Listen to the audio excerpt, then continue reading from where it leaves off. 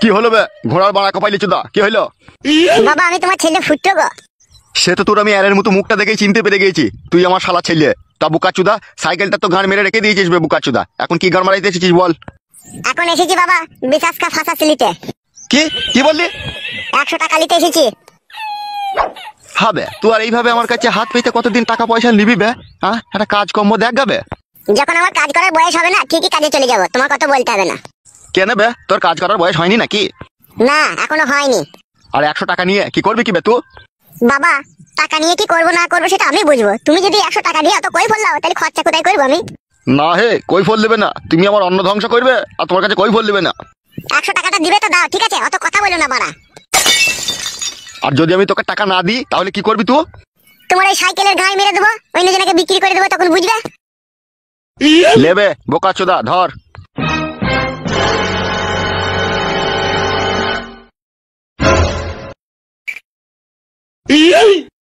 খানকি ছেলে সারাদিন কাজকর্ম নাই, কি জি করে বুঝা বড় মুশকিল।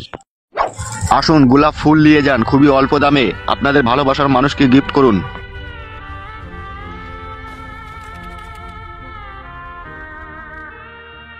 কাকু আমাকে একটা গোলাপ ফুল দাও। এই নে ধর বাবা। এই নাও কাকা পয়সাটা ধরো। আরে টাকা ভাইপো, তুই রোজ রোজ গোলাপ ফুল নিয়ে কি করিস কি? আর বলো না কাকা, একটা মেয়েকে আমি ভালোবাসি, তাই এটা তাকে আমি প্রত্যেক দিনে একটা করে দিই। ও আচ্ছা আচ্ছা আচ্ছা, ঠিক আছে।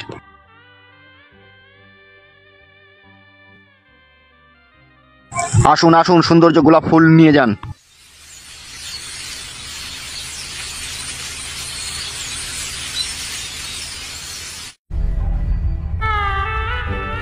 কি ব্যাপার, আজকে কবিতা আসবে না নাকি? তার জন্য কতক্ষণ থেকে ওয়েট করছি আমি। জান কবিতা রে, তোর জন্য মনটা ব্যাকুল হয়ে আছে, কখন তুই আসবি রে?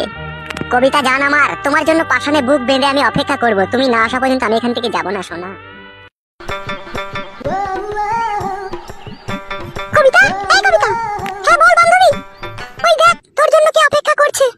ওটা ফুটো তো মনে হচ্ছে নাকি? হ্যাঁ রে বান্ধবী, তোর পাগল প্রেমিক ফুটো তোর জন্য অপেক্ষা করছে। তাহলে চ, ও আমার জন্য অপেক্ষা করছে কি কার জন্য অপেক্ষা করছে ওর কাছে গিয়েই জানতে পারবো। চ আয় তাহলে।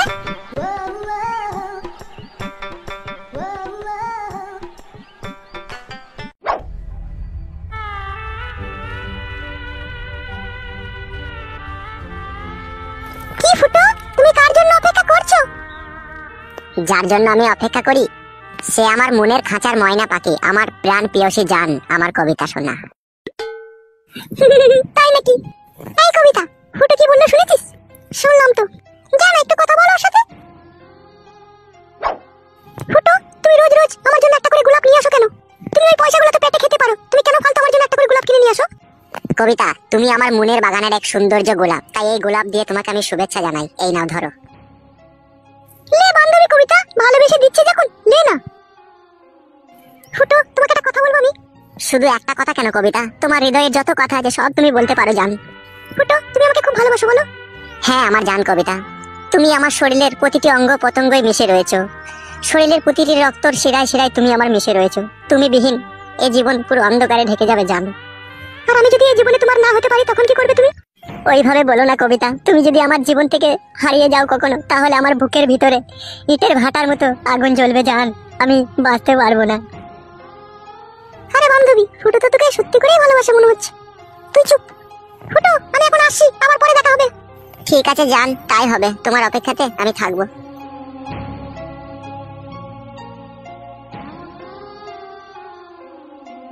কবিতা তুমি শুধু আমার জান, আমি তোমাকে ছাড়া আর অন্য কিছু ভাবি না শোনা।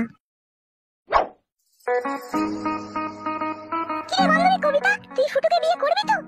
দূর, খেয়ে দিয়ে কাজ নেই, ওকে বিয়ে করবি চ। ফুটো কিন্তু তোকে সত্যি করেই ভালোবাসে কবিতা, কে ভালোবাসবে কি না বাসবে আমার বয়ে গেল। চ তুই চ, বেশি বকিস না। শোনো গিন্নি, কবিতাকে দেখতে আসবে, ছেলে আসবে, ছেলের বাবা আসবে, ওদের সাথে আমার ফোনে সব কথাবার্তা হয়েছে, ঠিক আছে? ওদের যেন কোনো খাতির যত্নের কোনো কমতি না হয়। খাতির যত্নের কোনো কমতি হবে না, তুমি বাজার ভর্তি করে মাল আনবে আর আমি রান্না করে ওদের সামনে খুলে দেবো, ওরা পেট পুড়ে খেয়ে নেবে, আমার খাতিরের কমতি কি? লেওড়া, তোর সাথে কথা বলে কোনো শান্তি পাই না আমি। কেন, আমি কি খারাপ কথা বললাম তাই তুমি শান্তি পাও না? কথা বলেও তোমাকে শান্তি দিতে হবে? মেয়েটা বড় হচ্ছে দিনের দিন, মেয়েটার বিয়ে দিতে হবে তো নাকি? তোমার তো সবসময় উগ্র মিজাজ।